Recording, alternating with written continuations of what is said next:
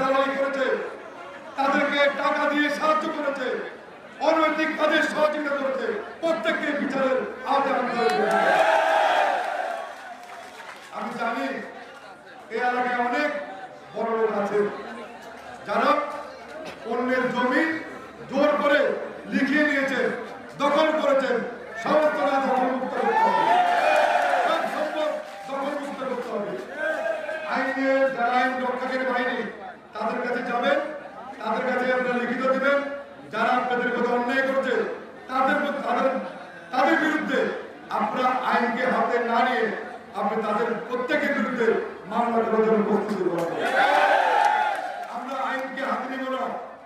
যারা আমার জমি দখল করেছে, আমাদের ব্যবসা করতে দেয়নি, জোর করে এলাকা থেকে দাঁড়িয়ে দিয়েছে, অফিসে যাদেরকে বেঁধে রেখেছে, যাদেরকে গায়ে হাত উঠিয়েছে, অপমান করেছে, আমি আপনাদেরকে অনুরোধ করবো আজ থেকে তাদের বিরুদ্ধে মামলা করার জন্য প্রস্তুতি নেন।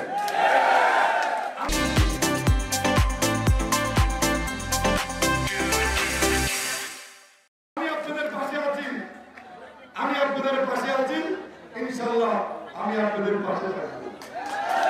আর আপনাদের পাশে থাকার জন্যই দেশ খালেদা জিয়া এবং তারেক রহমান এই ভেন্যুতে আমাকে পাঠিয়েছেন।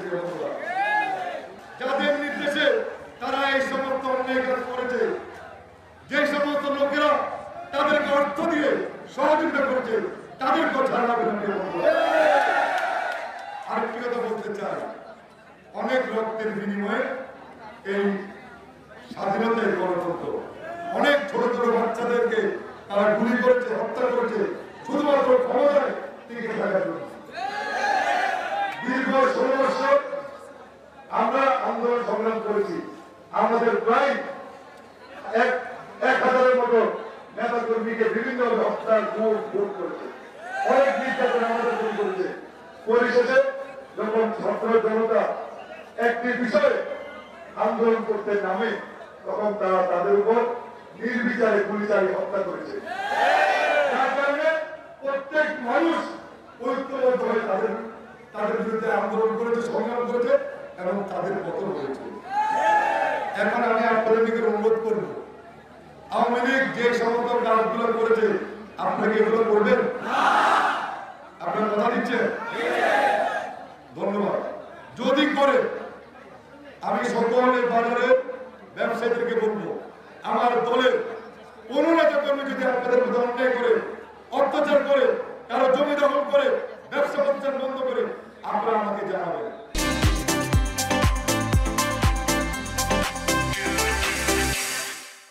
আমি তাদেরকে দলীয় কর্মী মনে করবো না, তাদেরকে আমি সন্ত্রাসী, চাঁদাবাজ মনে করে আমি তাদেরকে আইনের হাতে তুলে দেব।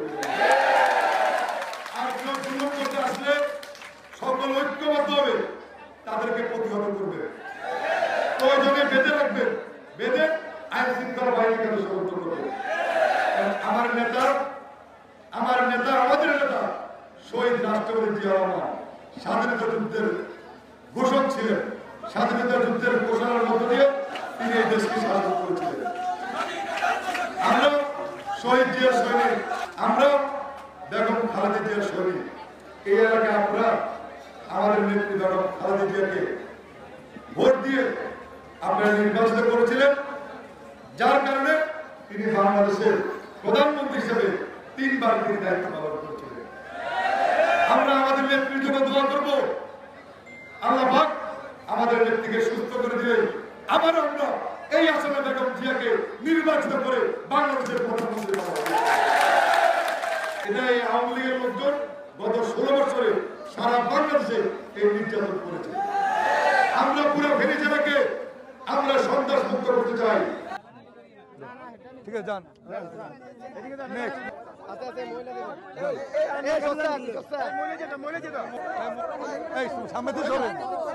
সামনে সরেন, যান যান যান, আপনি যান, এদিকে আসেন, এদিকে আসেন, এই যে নেন, যাও ভাই।